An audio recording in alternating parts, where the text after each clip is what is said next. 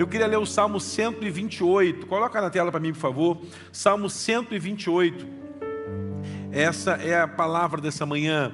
Eu vou ler todo o texto, mas eu quero falar sobre uma parte do texto só, mas eu vou ler todo o texto. Diz assim, Salmo 128, de 1 em diante: Bem-aventurado aquele que teme ao Senhor e anda nos seus caminhos, pois comerá o trabalho das tuas mãos, feliz será e te irá bem. A sua mulher será como videira frutífera aos lados da tua casa, e os filhos como planta da oliveira ao redor da tua mesa.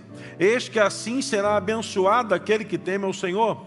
O Senhor o abençoará desde Sião, e tu o verás o bem de Jerusalém em todos os dias da sua vida, e verás os filhos dos teus filhos e a paz sobre Israel. O texto não foi escrito para nós, foi escrito para judeus, para hebreus. E o que é interessante é que o princípio ensinado naquele contexto cabe para a gente. É maravilhoso ler a palavra e ver o quanto ela é atualizada para esse tempo. Por quê? Porque a Bíblia ela é um livro vivo. Você, quando lê a palavra, você entende a palavra com a perspectiva que o Espírito Santo coloca no seu coração. Entretanto, se você não conseguir ser movido no Espírito ou pelo Espírito, vai ser apenas um livro de leitura comum. Mas é pouco provável que ao ler a palavra, uma pessoa não seja tocada pelo Espírito Santo em alguma coisa da sua vida. Eu, quando leio esse texto, tenho um aprendizado. E eu queria falar sobre a mesa, que está aqui posta para a gente. Olha que interessante. O salmista está dizendo o seguinte, que o homem é feliz, porque bem-aventurado significa feliz, aquele que anda no caminho do Senhor. Ele comerá o trabalho da sua mão, ele será feliz, e é tudo bem. E aí ele começa a falar agora sobre a esposa. A sua mulher é como uma videira, uma árvore que dá frutos em volta da sua casa. Uma casa com uma mulher frutífera. E aí, quando eles estão na mesa, quando seus filhos estão na mesa, eles são como a planta da oliveira. O conceito de mesa quadrado é muito novo. No Antigo Testamento, as mesas eram redondas. Eu nem sei quem inventou aquele quadro da mesa de Jesus na ceia com ela, uma mesa quadrada, porque Jesus não usava mesas quadradas naquele tempo, pelo menos o que a arqueologia bíblica diz. Mas como o famoso pintor, ficou tudo certo. Talvez até para ter uma definição melhor de espaço. A mesa era de uma roda. E também não era com essa perfeição como essa. O texto diz que a família sentava à mesa. Eu sou de uma família estranha, a gente comia em tudo que era lugar, na sala, na cozinha, só nunca comi no banheiro. Não, já comi escondido no banheiro, mas refeição principal não. Mas quando eu me casei, a minha esposa fazia questão de a gente sentar na mesa para comer. Eu cheguei da lua de mel, uau! Cheguei em casa, fomos no mercado, fiz compra do mês, fiz uma macarronada para provar para ela que eu sabia cozinhar. Sentamos na mesa e virou uma prática lá em casa. Meus filhos não sabem comer com um prato na mão. Eu duvido que o jovem de 20 anos não come com um prato na mão. Bota para comer com um prato na mão. O prato cai, suja a roupa, o garfo cai no pé, se fura. A gente comia, né, com um prato na mão, um prato embaixo do braço, dava o nosso jeito. Mas essa geração não, sempre na mesa. E a minha esposa, depois que o aplicativo chegou, ela falou, não pode levar celular para a mesa. Então, sentava na mesa, nunca comíamos vendo televisão, sentávamos à mesa, um princípio legal, e já vão-se 23 anos assim. E ela senta na mesa, ela bota uns negocinhos lá, para poder não estragar a mesa, bota um negócio do lado, fala, mas é para comer só, viu? Não, mas tem que ser assim. Então, tá bom, que legal. Eu acho legal isso, porque é na mesa, irmãos, que a bênção era liberada. O salmista fala, preparas uma mesa perante mim, na presença dos meus adversários, amém? E unge a minha cabeça com óleo. Assim como a mesa é um local de bênção, também pode ser um local de maldição. A mesa pode ser um lugar de destruição de família. Ainda mais família de crente. Vou dar um exemplo para você. Eu só vou pedir permissão para afastar aqui esse lindo arranjo, mas uma família senta às vezes na mesa, irmãos, e a refeição é a vida dos outros. Cadê a câmera? Deixa eu tirar aqui para eu não derrubar, né? Depois eu volto para o lugar, se eu não esquecer, você me lembra. Então está a família sentada na mesa, e ao invés de falar de coisas boas, fala da vida dos outros. Destrói-se famílias na mesa. Porque se fala mal da sogra, se fala mal do sogro, se fala mal do cunhado, se fala mal da cunhada, se fala mal do irmão, se fala mal da irmã. Irmãos, a mesa que deveria ser o local da unção e da bênção, muitas vezes é o local da destruição de um lar. Irmãos, eu não sou capaz, como pastor da igreja, os pastores se juntarem todos comigo, não seremos capazes, nem o ministério infantil será capaz de ensinar o seu filho o caminho que ele vai andar. Não seremos capazes. Porque no culto, a gente vê uma vez por semana, o que eu acho até muito pouco, mas a agenda está tão louca hoje em dia, mas uma vez por semana, você passa 2 horas, da meia-dia você sai correndo, porque não pode chegar atrasado no restaurante. E nessas poucas 2 horas, a gente tem aí um tempo para ensinar a adoração, um tempo para ensinar a oferta, um tempo para ensinar a orar e um tempo para ensinar a palavra. E aí a escola gasta aí 6 horas, 5 horas com o seu filho de segunda a sexta-feira. E aí você senta na mesa e você poderia fazer como Gideão fala lá no texto. Quando o anjo do Senhor chega para Gideão e fala, varão valoroso, ele, que varão nada, valoroso nada, está uma luta tremenda, e Deus não está cuidando da gente. Gideão fala uma frase que é a seguinte, onde está o Deus que os nossos pais nos contaram? Quem ensina a fé para filha, pai e mãe? Não transfira essa responsabilidade para a tia do Ministério Flock, ela não tem essa capacidade. Eu posso com a igreja construir e você destruir quando você fala mal da igreja. Você quer um exemplo, irmãos? Os meus filhos sempre acharam que todo crente era perfeito. Sabe por quê? Porque o meu filho não era meu terapeuta quando tinha problema na igreja. Se você tem problema comigo, fala comigo. Agora você vai falar para o teu filho de 9 anos, ele vai perder a fé. Aí você vai pedir para eu orar por ele. Ele já está atado. O filho que você atou, eu não desato. Jesus manda Lázaro sair do sepulcro. E Lázaro sai atado. Jesus fala assim, agora vai lá e desata. Tem pessoas que estão matando familiares, os atando, criticando a sua casa espiritual. Irmão, não espere uma igreja perfeita na terra, é impossível. É impossível. Aí você tem a mesa para sentar lá, aí você tritura o irmão da igreja em vez de triturar o frango. Porque a intercessão, eu não concordo com a intercessão, como é que eles fazem, porque a intercessão aqui na igreja, que é, meu irmão, seja o líder da intercessão e faça do seu jeito. Porque eu não concordo com o Ministério Jovem, porque apaga a luz, bota a fumaça. E bem que nem tem isso aqui, o Daniel não gosta. Ele tirou a fumaça. Puxa, eu vinha para a fumaça e tirou. Ele é chato, ele é um jovem velho. É um velho jovem. Mas não gosta de culto jovem, irmão. Lidere os jovens e faça do seu jeito. Agora, sabe qual é o problema? Você está construindo um coração de pedra na mesa da sua casa. Na mesa da casa. Eu vi uma pregação, e na pregação o pastor dizia o seguinte, local onde filhos largam Jesus não é dentro da igreja, é dentro do carro. Quando os pais saem dirigindo para casa, criticando a tudo que está acontecendo ali. Irmão, vou dar uma dica para você. Se você não gosta da igreja da Batista Alameda ou de mim, em Curitiba tem 1 milhão de igrejas. Você tem que estar na igreja e seja feliz. Porque é sadomasoquismo você estar no local para sofrer. Não tem lógica, irmão. Não dá para entender isso. Aí eu recebo gente no gabinete e falo, pô, pastor, mas fulano fala, mas tudo bem. Não vai mudar nada na minha vida, vou continuar fazendo o que tem que ser feito. Mas é interessante, a gente senta na mesa, e aí a mulher, agora família, a mulher começa a falar mal do pai que foi embora de casa, como se o filho fosse o terapeuta dela. Irmão, tem psicólogo para isso, tem pastor para isso, tem terapeuta para isso. A roda da mesa é para que haja unção de Deus.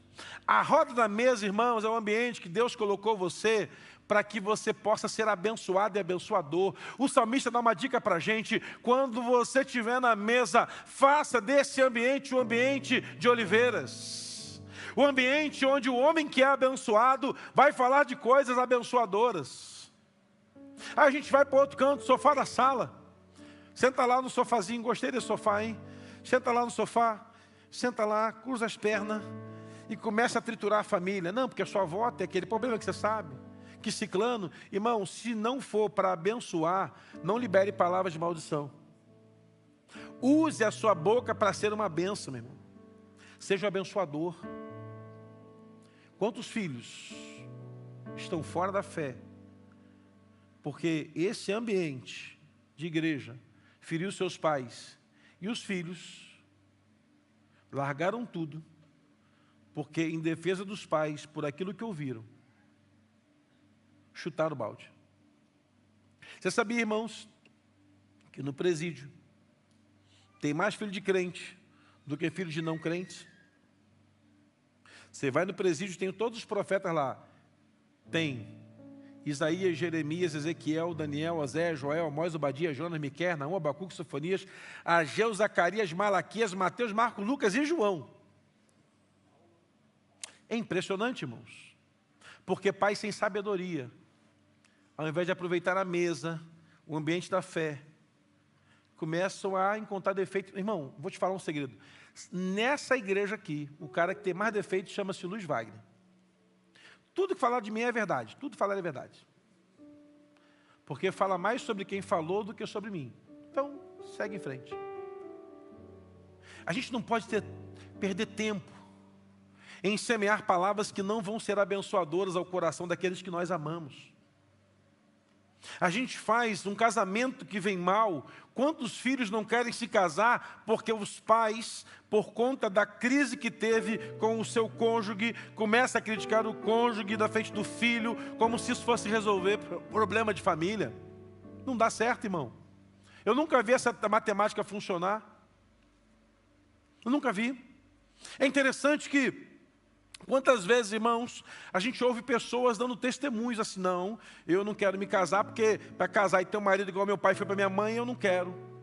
Irmão, você escolheu, você casou, agora resolve a bronca. Não precisa você passar para os seus filhos, para a geração futura, uma palavra que vai colar nele. E Satanás vai se aproveitar dessas palavras, porque você é alguém emocionalmente importante para os seus filhos. É interessante o quanto uma palavra que um pai libera sobre um filho, ela fica sobre ele. Eu lá em casa, irmãos, aprendi com o Deuteronômio, como o texto que o pastor Marcelo leu, que diz o seguinte: inculcarás a palavra na cabeça do filho. Então lá em casa eu era obrigado a ler a Bíblia. Ah, mas não pode obrigar. Na minha casa quem manda sou eu obrigo mesmo. Obrigo. Porque afinal de contas eu obrigo a estudar matemática, obrigo a falar inglês, obrigo a ir em natação, vai para o balé sim, não vou, não vai, Vanessa, eu vou te levar arrastado pelos cabelos. Que eu estou pagando. Aí, quando chega na Bíblia, não tem que inculcar, tem que ler a Bíblia, tem que pagar. Não, vamos lá, vamos ler a palavra de Deus. Mas nem o pai lê. Aí quer que o filho leia. Não vai ler, irmãos. Filhos seguem exemplos.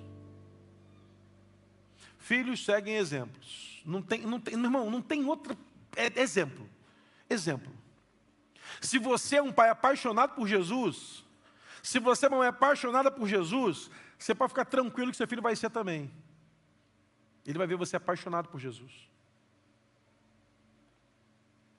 Só que a gente, às vezes, precisa que Deus mude a referência dos filhos, porque nós não somos. Um casal, meu irmão, que luta as batalhas espirituais juntos, nunca perde. Um casal que luta as guerras espirituais em unidade, sempre é vencedor. Eu olho, irmãos, para famílias que vão se deteriorando, porque a palavra não é o fundamento daquela casa. Não é o fundamento daquela casa. Então, pai, chegou em casa: filho, o que você aprendeu na igreja hoje? Ah, aprendi sobre Davi. Não quero saber, não quero saber, não quero saber, não quero saber. Que interesse seu filho tem de falar para você o que a tia lá no Ministério Flock ensinou para você? Qual interesse? A gente chegava em casa, eu Vinícius, o que você aprendeu na escola bíblica dominical hoje? Ah, Davi. Mas Davi matou o gigante. Só. Vanessa, o que aprendeu na escola dominical? Davi matou um gigante com uma pedra de 5 no cesto, fez 200. E filha, mas sim, e vai cansando, né? Pai, você está dormindo? Não, estou aqui, vai, continua. As moças são mais detalhistas que os rapazes. É interessante, sabe o quê? Que os nossos filhos são uma herança que nós recebemos do Senhor. Deus confiou seu filho a você. Deus entregou esse filho do coração, esse filho biológico nas suas mãos, para que você possa pegar essa herança, e me parece que a gente vai dar conta deles. Então o que eu aprendi? O que eu aprendi na simplicidade? Eu vi, minha avó me ensinou a dizimar. Minha avó falava assim, todo crente tem que dar dinheiro, dar dízimo na igreja. Não pode ser contra isso. Então minha avó pegava meu contra-cheque, olhava e falava assim, tem que dar tanto, hein? E eu botava o envelope lá e dizimava. Aprendi com a minha avó, eu nunca mais desaprendi, porque ela me levou para a fé. Aí, estamos lá em casa. A gente pega o valor, soma o que tem, eu e Vivian, divide por 4, coloca no envelope, que era cada um no seu antigamente, agora é um só para todo mundo, para poupar papel, porque para não destruir o planeta. Escreve lá, Luz Wagner, Vivi, Vinícius, bota juntinho lá e consagra. Mas já ganhou dele, então ele dizima do dele também, porque tem que aprender aquilo que nós ensinamos na infância, irmãos. Eu ouvi um irmão que dizia, líder de Baixador do Rei, lá no Rio de Janeiro, ele falava assim, é melhor construir meninos do que remendar homens. Construir menino que remendar homens. Eu estava pegando uma carona um dia com o varão da igreja, quando entrou no carro dele, ele ligou o carro, entrou o CD, só para contrariar. Eu abri, peguei e joguei pela janela. Que isso, pastor? É o melhor CD, tomara que enguiche o rádio. Hoje o filho não é crente e ouve só para contrariar. Só para contrariar, né, irmão? Sabe o que acontece? Não existe fórmula mágica. Existe a palavra de Deus. O que a palavra nos ensina a fazer é o que temos que fazer. Ah, pastor, mas meu filho é difícil. Sim, querido. Sim, é difícil. Você também foi um filho difícil, porque o cavaco no calor do pau, o fruto do calor do pé. Seu filho é você na versão filhote. Ou do seu marido. Sente lá. Envolva tempo. Gaste tempo. Separe tempo. Nós não temos nada melhor na nossa vida do que investirmos na nossa casa o nosso maior sacrifício. Nós temos que desempenhar o nosso maior esforço dentro da nossa família. É na nossa casa que temos que empregar o nosso maior suadouro. Sabe por quê? Eu vi uma pesquisa. Eu gosto desse negócio de pesquisa, porque pesquisa é ciência. E aí pesquisaram tantas pessoas, fizeram uma pesquisa em porta de boteco.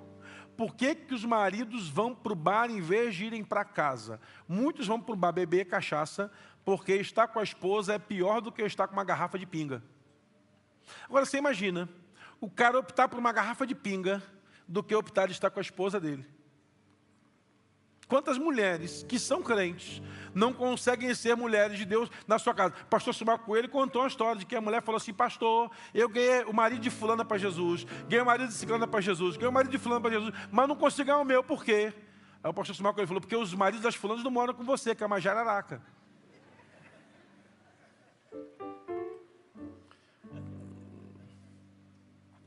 Nós não convenceremos pessoas da nossa família com o nosso lindo discurso. Um moço converteu na igreja que eu era pastor. Converteu o moço. E aí a mãe marcou um gabinete comigo. A mãe, o irmão, a cunhada e a irmã. Foram os 4 no gabinete. Achei estranho, não conhecia nenhum deles. Chegaram no gabinete, pastor, a gente quer meu filho de volta. Pastor, ele era um cara legal, zoava, ria, brincava, ele converteu. Ele é um cara mais chato, ele reclama de tudo, fala que todo mundo é diabo, joga um óleo fedorento em todo mundo. Ele está exucrinando. Pastor, eu queria que ele desconvertesse. Aí eu chamei o candango, né? Ô varão, queria orar contigo. O que está acontecendo com você? Que a sua mãe falou, não, pastor, tudo demoniado. Como é que você sabe disso? Eu olho e vejo. Falei, varão, eu sou crente há 30 anos. Na época era menos, né? 20 e tantos anos. Eu não olho e vejo assim.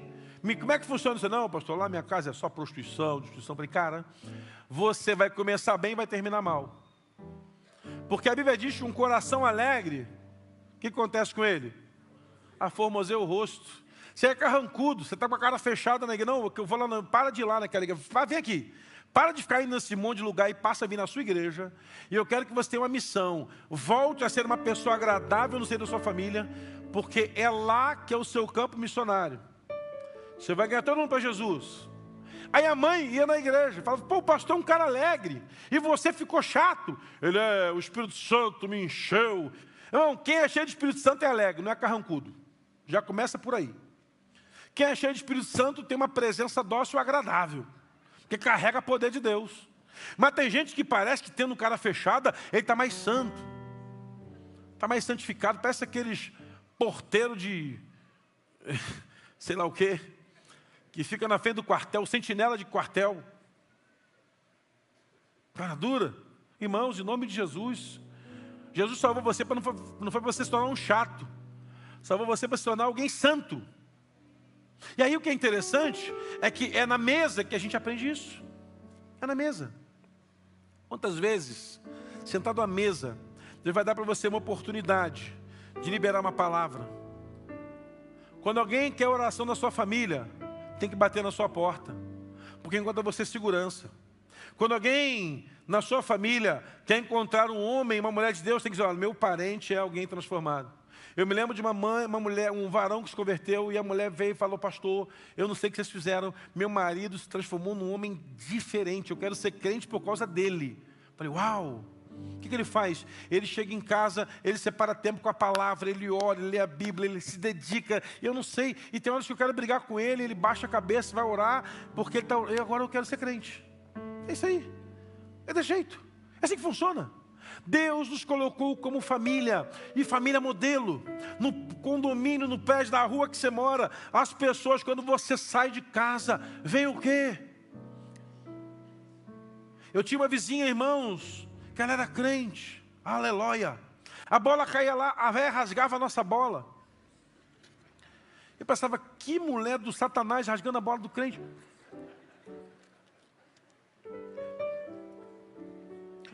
Na outra, aí fomos jogar no outro campo.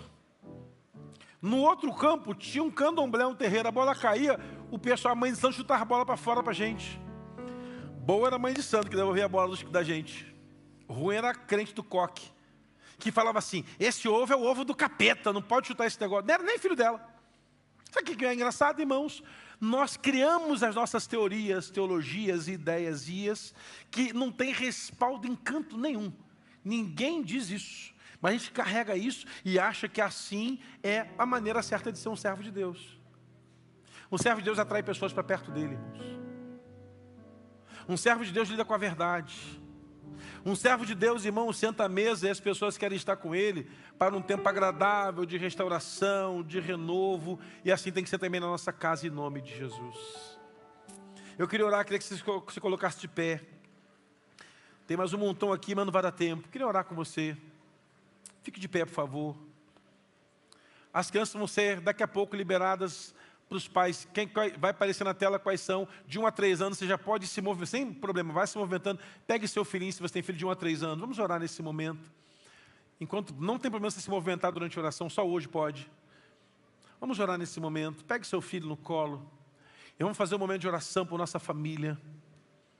Vamos orar por nossa casa. Declarar profeticamente que nossos filhos são filhos do Senhor. Serão eles flechas lançadas na mão do arqueiro longe. Então, libera de 1 a 3 anos, pode ir lá buscar, está lá no fundo, lá, pega essa criança, segura ela aí no colo, agarra ele aí. Isso.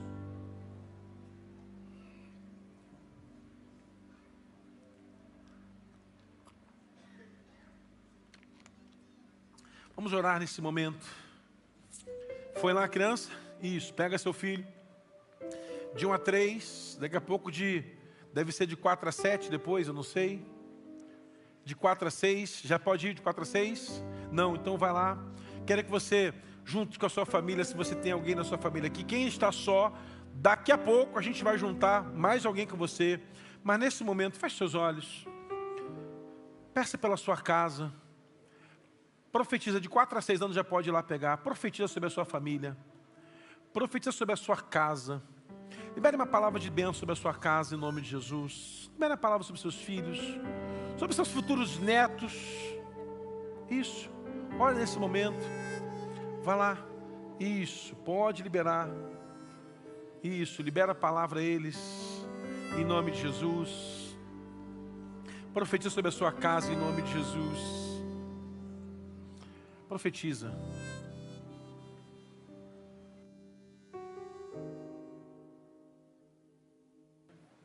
Isso. Vamos lá? Segura aí. Isso. 4 a 6 anos. Então, pai, você que tem filho de 4 a 6 anos, busca seu filho lá para a gente orar com ele.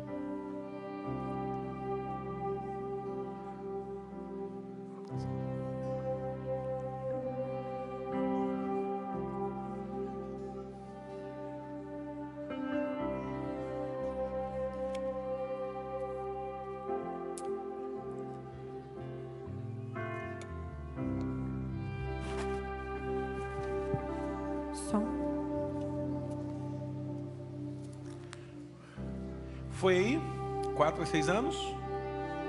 Uma criança veio sozinha. A mãe está aqui, a mãe está aqui. Vai lá, mãe, busca lá. A mãe está indo já, Poliana. A mãe pegou. Isso. Glória a Deus. Amém. Foi. Irmão, é assim mesmo. Você vê como é que a tia passa lá. Botar, sei lá, para você ver um dia lá como é que é. É prova, né, varão? Criançada lá, Jesus, me ajuda, Senhor. Todo crente tem que servir um mês no ministério infantil lá, na recepção. Só para ver como é que é bom lá, o negócio lá. Isso. Segurem seus filhos, não deixa ele transitar pela igreja não, para não perder depois ele aí. Isso. Foi? Foi lá?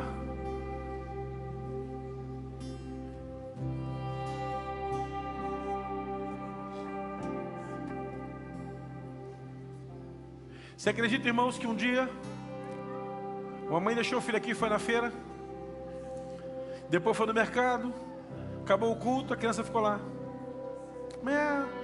A minha demorar o culto, não, acabou. Então não é para Deus, você não pode, irmãos, você não pode deixar a criança aqui para outro lugar, tá, irmão? Por favor, não pode. Você fez o check-in, você tem que ficar com a gente, porque se você sair daqui, a gente não tem como movimentar nada, porque nós não somos responsáveis juridicamente pelo seu filho. Então, por favor, ao vir para cá, você fique no culto, ao deixar seu filho aqui. Foi todo mundo aí? De 4 a 6 anos? Foi? Não. 4 a 6 foi. Falta de 7 a 10. Está descendo ainda. Vamos cantar esse louvor então? Vamos cantar esse louvor então? Enquanto está descendo 7 a 10. Vamos lá? Foi, todo mundo. Irmãos, esperar os pastores descerem para cá. Olha que bênção. Olha que bênção. Eu e a minha família servindo ao Senhor, amém? Como é bom você poder estar aqui nessa manhã. Pode entregar lá, pastor, obrigado. Pastor Enoque, pode deixar lá, sente lá. Essa aqui é a família do ministério da qualidade. Então, Deus abençoe. Irmãos, eu sei que você... Foi todo mundo aí? Acabou? Então, isso, pode sentar. Pode sentar, a gente vai dar uma direção só. Irmãos, olha que benção. Você está com pão e o cálice na mão. E aí você está sentindo falta de alguém da sua família que já foi da fé, mas não está hoje aqui para cear com você. Você vai tomar ceia nessa manhã. E ao terminar, pela fé, você vai vir até aqui, o povo aqui, os diáconos aqui, o João e a Jaqueline, e vai pegar para levar para sua casa o cálice para você, para a sua família toda, aqueles que estão lá, que não estão mais caminhando, já foi crente, mas está afastado. E você vai sentar na mesa com ele, e você vai orar com ele, e você vai liberar uma palavra de bênção. E se precisar pedir perdão, você vai pedir perdão. E se precisar você se retratar, retrate-se. E antes do almoço, faça a ceia na sua família. Sabe por quê? Porque talvez uma palavra que você destruiu na mesa, você pode restabelecê-la na mesa em nome de Jesus. Se nessa mesa que você um dia sentou com a sua família, você destruiu os valores da fé, você nessa manhã vai restaurá-los em nome de Jesus. Mas pastor, não destrui nada, a pessoa só largou Jesus, saiu, parou, não quer vir. Leve a ceia e diga: a partir de hoje, a nossa família vai voltar a caminhar no Senhor em nome de Jesus. Você crê nisso, amém? Então é isso. Pastor, mas é um parente que eu só vou ver na semana que vem. Leva o cálice. Semana que vem você vai sentar na mesa com ele, mas olha, acabou o tempo de distância. É tempo de estar ligado na videira mais uma vez. A mesa vai ser o local da bênção, da unção, do milagre e da restauração de toda a sua família em nome de Jesus. Amém? Se você está sozinho, alguém já se aproximou de você certamente. Você não pode ficar sozinho nessa manhã. Você pode agora se colocar de pé, por favor. Isso.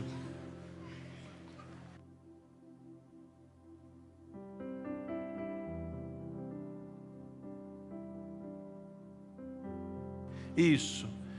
Não pode ficar ninguém sozinho. Igreja, ninguém caminha sozinho. Eu aprendi isso no lugar que eu fui aí. Família não anda sozinho. Tem que andar junto. Família tem que andar junto. Isso. Pega o pão, meu irmão. Pega o pãozinho aí, vamos lá, cadê o pão? Jesus, ele fez assim. Ele pegou o pão, partiu e disse: fica com a gente aqui. Tá bom, me leva para almoçar depois. Um dia você ligou, não podia, né? Pastor, não deu tempo. Jesus pegou o pão, partiu e falou assim: esse é o meu corpo. É óbvio que não era o corpo, mas ele está simbolizando, ele ressignificou o pão. O judeu come pão todo dia. É quase que obrigatório ter pão na mesa. Quem é da família judaica sabe disso. Eles fazem o próprio pão. Tem pão todo dia na mesa. E ele falou assim: Pai nosso está no céu, santificado é teu nome, venha a nós o teu reino, seja feita a tua vontade, esta terra como no céu. O pão nosso de cada dia. Então Jesus ressignificou o pão naquele dia. Para quando eu estiver sentado à mesa, comendo um pão de forma, um pão de queijo se eu for mineiro, um pão de alho, um pão salgado, um pão doce, eu lembro que o corpo de Jesus foi partido. Foi partido. E esse corpo partido aponta para o sacrifício vicário, aponta para o sacrifício na cruz, que Jesus entregou-se por nós. Aí ele falou assim: esse é meu corpo que é partido por vós, Igreja Batista Alameda. Posso ouvir amém? Faze isso quando comerdes, em memória de mim. Agora preste atenção, você come o pão, mas não lembra de Jesus quando você come pão na sua casa. Mas quando você come pão na ceia, você lembra. Por que você lembra? Porque esse pão faz nos lembrar de que ele veio e morreu. E o vinho nos faz lembrar de que ele fez uma nova aliança e ele vai voltar para nos buscar. Amém? Jesus partiu o pão e disse: faze isso em memória de mim. Em memória ao Senhor Jesus, comamos o pão nessa manhã.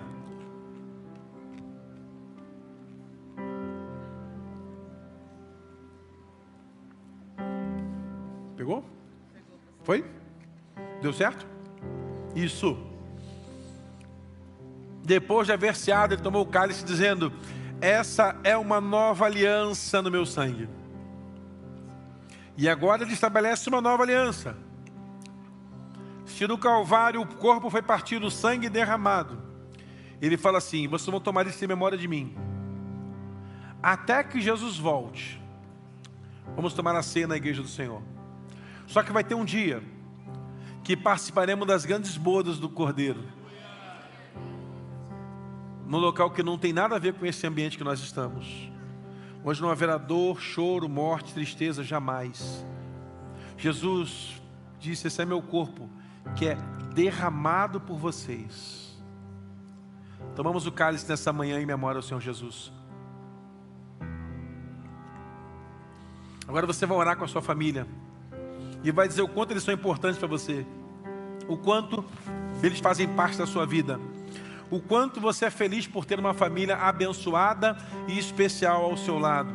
Ore com a sua família, e à medida que você for orando, e a oração for terminando, você pode abraçar a sua família, declarar palavras proféticas sobre ela e voltar para sua casa, agradecendo ao Senhor por essa manhã.